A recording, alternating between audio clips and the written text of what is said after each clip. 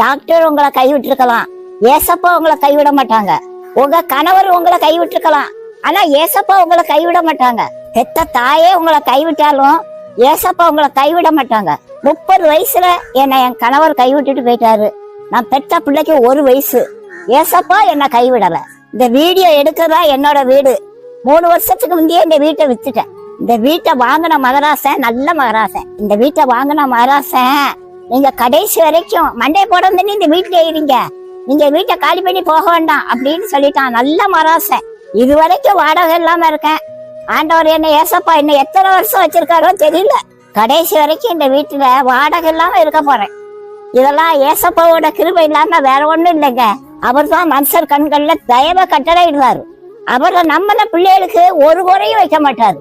எந்த சூழ்நிலையிலும் ஏசப்பா உங்களை கைவிடவே மாட்டாருங்க. மனுஷங்க கைவிட்டதுனால உங்களுக்கு ஒரு நஷ்டமும் இல்லைங்க. ஏசப்பா உங்களை கைவிடாம இருக்கணும், அதுதான் முக்கியம். அவரை நம்மள பிள்ளைகளை ஒரு நாள் கைவிட